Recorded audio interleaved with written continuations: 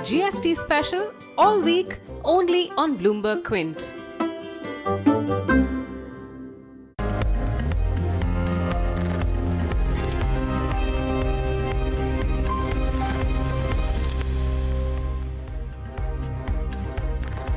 Good morning, you're watching All You Need to Know on Bloomberg Quint. I'm Darshan Mehta. Let's take a look at what's happening as far as the global markets are concerned. And the handover from US was decent. Most of the indices ended with a positive bias. The handover from Europe was not the best, and Asia is rather mixed at this point of time. The Nikkei is down in trade. The Hang Seng is actually flat in trade. So it's kind of mixed cues that are coming in from Asia currently. The SGX is mildly in the positive. Now, but let's see what happened with the ADRs. Most of the ADRs ended down in trade. ICICI Bank was down 2.5%, and Tata Motors was down 2%. So these two counters continue to bleed. Wipro Vedanta were weak in trade. Infosys rallied on account of how the US dollar is behaving against the rupee. HDFC Bank and Dr. Reddy's were also up in trade. Now, if you're looking at the benchmark indices, the Nifty was down 82 points, but much more selling is seen on the mid cap and small cap end of the market. So significant amount of selling that is seen. Now, the Nifty Bank was down almost 0.3%. The PSU banking index was down almost 2% in trade. Now, the only sector that managed to do well yesterday was the metal index, which was absolutely flat in trade, but selling was seen in some of the high beta counters. Real estate again continued to go down in trade, and because of the oil marketing companies and Reliance, which are not contributing, the Nifty energy index is down almost 2% in trade. Now, if you're looking at what's happened in this month itself, the two sectors which have rallied is Nifty Pharma, and that was on account of how Sun Pharma took charge of that, and IT because of how the rupee has started depreciating against the dollar. But look at the cuts in some of the high beta counters, the infra, real estate and small cap, down anywhere between 8 to 10% in trade. Now, this week itself for the fast 4 trading session, Nifty IT is the only one that has managed to inch in the green. It was up 0.7%, but look at the cuts that have come in. Real estate, PSU banks and energy, they are down anywhere between 6 to 7% in trade. The other factor that we want to point out are companies in 52-week high. They have come down drastically. So Dabur, Godrej Consumer, Infosys and Mphasis are the only counters in that. In terms of 52-week low, the list is endless, so we've not taken it. FIIs are 950 crore of net selling. DIs have bought in almost 442 crores in the cash market. So DIs continue to buy in a market which is driven by liquidity. FIIs continue to sell. Now, as far as the VIX was concerned, the VIX was up almost 3% in trade at almost levels of 14. What contributed on the Nifty side? If you're looking at on the losing end, Reliance, ICICI Bank continued to fall in trade. Surprisingly, HDFC was down in trade, and Tech Mahindra. What supported the Nifty was HDFC Bank. If HDFC Bank was not there, we would have been down by almost a 3-digit number on the Nifty itself. So down 82 points was a very bad closing yesterday. Now, if you're looking at what happened on the futures side, obviously the rollovers have been weak on the Nifty. The spot was down almost 7/10%. If you're looking at the Nifty Bank itself, if you're looking at that yesterday, the rollovers was 71%. The index was down almost 0.4%. So that's what happened. Now, in terms of open interest distribution, where are positions being taken as far as the July series is concerned? At 10,700 and 10,800 is massive amount of writing that's come in, indicating that the market will look at severe resistance that's coming in, and at the lower end 10,500 is where put writers are taking position. So the series setup is slightly on the bearish side currently. Now, if you're looking at the PCR, because of the rollovers and all, the Nifty PCR managed to move up to 1.43. The Nifty Bank PCR managed to remain at the same level. The other stocks that I want to talk about is Titan. Yesterday was down 4%. Rakesh Jhunjhunwala sold, and again probably will be in pressure today. Apart from it, there is Indiabulls Housing Finance, which is seeing continuous weakness. Short positions are being seen. Rollovers at 77%. Jain Irrigation continues to disappoint. Rollovers at 82% on the short side, weak in trade. And finally, you have Shriram Transport, which saw rollovers of almost 93%, and short positions were built. The counter was down almost 5% in trade. But this was what happened with our markets. Let's go across to Paul Allen for all the top international headlines. Tougher Federal Reserve stress tests have forced 6 US banks, including JP Morgan, to scale back proposals for doling out more cash to shareholders. Goldman Sachs and Morgan Stanley agreed to freeze total payouts at previous year's levels. The US subsidiary of Deutsche Bank failed the latest stress test because of, quote, widespread and critical deficiencies in its planning. President Trump has taken part in the groundbreaking ceremony for Foxconn's new Wisconsin factory. He's trying to make the case that his economic policies are paying off ahead of November midterm elections. Trump said the Foxconn project will contribute $3.4 billion annually to Wisconsin's economy and create 15,000 jobs. The state and company both put the jobs figure at 13,000. Australia has awarded a $26 billion contract for 9 anti-submarine frigates to BAE Systems. The UK military contractor will design the warships, which will be constructed by ASC Shipbuilding in South Australia. The ships will start service a little before 2030. BAE shares climbed in London, while those of unsuccessful Italian bidder Fincantieri slumped. Bali's international airport has been closed until 7 p.m. local time on Friday by the latest eruption of Mount Agung. The volcano has been blasting ash as high as 2 kilometres into the air. Mount Agung last erupted in November, forcing 150,000 people to leave their homes and disrupting the Indonesian island's lucrative tourism sector. Global news 24 hours a day on air and at TikTok on Twitter, powered by more than 2,700 journalists and analysts in more than 120 countries. I'm Paul Allen. This is Bloomberg. One of their strategies is to create foreign language content, local language content. You know, some of the projects they've been working on in India include Hindi language films that they're producing now to be available exclusively on their network. That's a strategy that's working for them globally and is driving a lot of growth for this company. I mean, when you think about also the increase in availability of broadband in India, that's another driver. Some 50 million Indians now have broadband in their home, and so all of those are seen as potential customers for Netflix, which is leading the way in offering the biggest selection of content on demand.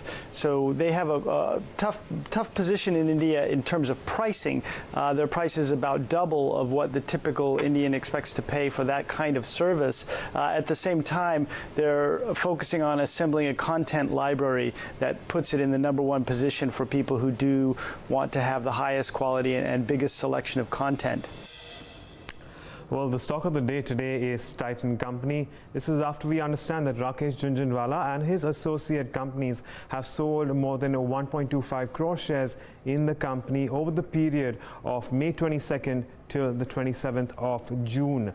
This comes down to roughly about 1.4% stake, and well, after this sell out where the stake of Rakesh Jhunjhunwala and his associate companies has come down to as much as 7.4%. Do remember, as of March 2018, the stake back then stood at around 8.5%. Now the value of the shares sold, they also come to a little less than nearly 1100 crores, and while we've seen some amount of partial profit taking when it comes to Rakesh Jhunjhunwala and his stake, we must also remember that from the period of 2007, and that's the data we have from till now, shares of Titan Company have grown as much as 17 times. So we certainly have seen a substantial return for not only Rakesh Jhunjhunwala and his associate companies, but for all investors who were invested in that. The real question now remains is whether or not there will be some money which will be put back in eventually at some point in time once the stock comes off from these levels. Let's shift focus to currency and commodity space. Talking about Indian rupee first, it continued its free fall for the 4th consecutive session yesterday, and it did breach the crucial 69 per dollar mark for the first time ever in the early trade yesterday, before we have seen the central bank intervening to defend the currency movement. The rupee ended at an all-time closing low of 68.79 levels against the dollar. This was largely on the back of rising crude oil prices, increasing trade war fears between US and China, along with a sharp sell-off in the Chinese currency, largely weighed on the Indian rupee. Well, rupee, which has been the worst performing currency in the Asia, has fallen more than 8% so far this year. Well, speaking of the bond market, sovereign bonds declined for the 5th consecutive session yesterday, as yield on the 10-year benchmark security ended 6 basis points higher at 7.94%. In terms of flows into debt market, global funds increased their rupee debt holdings for the 3rd consecutive session yesterday. Now, that's according to NSDL data. Well, on the global front, dollar ended steady near 95.30 levels after US economic data showed that the economy expanded at a slower than expected rate in the first quarter of the year. US GDP grew at 2% annual rate in the January to March quarter as compared to the expectations of 2.2%. Elsewhere, euro gained 0.1% against the dollar. Well, on the reverse, pound slipped 0.3% against the greenback after Bank of England chief economist commented that the current wage growth rate is sufficient to warrant a rate hike in the near term. And lastly, speaking of dollar rupee now, it is trading at 68.84 levels against the dollar, which is 5 paise weaker as compared to the yesterday's closing level. So we may see rupee weakening a bit in the early session. Having said that, let's shift focus to commodity space. Good morning, Jayesh. What cues are you picking up today? Morning, Saloni. Let me start off with oil prices. Currently, if you look at the screen, the WTI and Brent both trading mildly negative, but this is on the back of a near 1% surge that we saw in the overnight market, and with that, WTI closed at a 3.5-year high. Now, this was largely on the back of the US inventory data that came out yesterday, and which has now added to the supply risk concerns. So that's as far as the oil markets are concerned. But if you have a look at the base metal space, the index itself closed about 0.8% lower. Largely, most of the base metals closed negative except for zinc. Copper futures, in fact, declined for a second straight day, and the metal is now set for a third straight weekly drop and a 5th monthly drop so far this year. The zinc market is most likely to be in a deficit mode on account of demand-supply concerns. Now, this is as per a BMI research. As far as the other base metals are concerned, we had copper, lead and tin, which declined more than 1% each on LME, and we had aluminium, which declined nearly 1% and snapped its 2-day gain.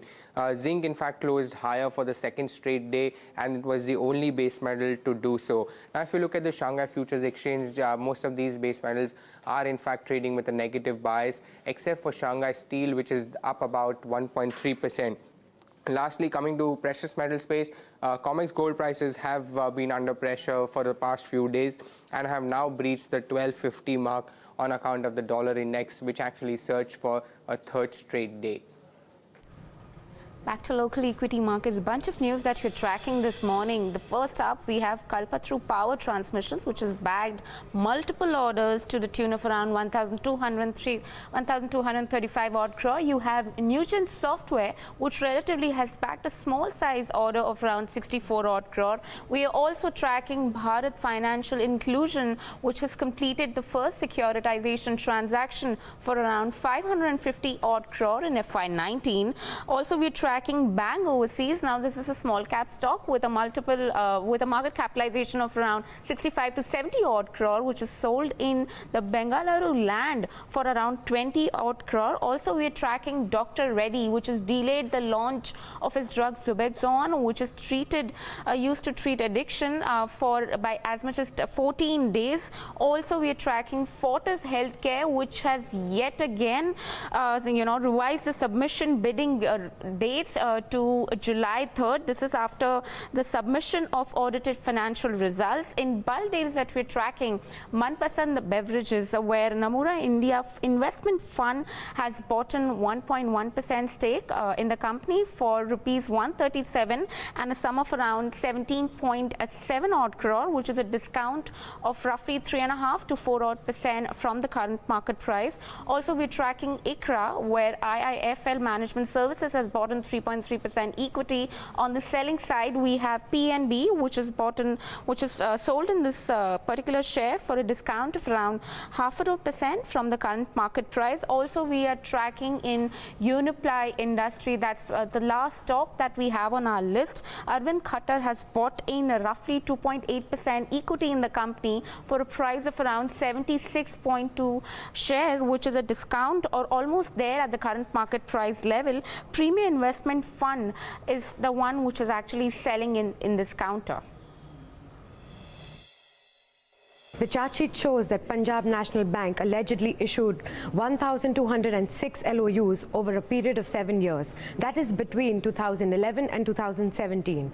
Nirav Modi's firms is said to have borrowed approximately rupees 24,000 crores in that time. The charge sheet states that approximately rupees 18,000 crore has been paid and approximately rupees 6,300 crores remains as the outstanding amount.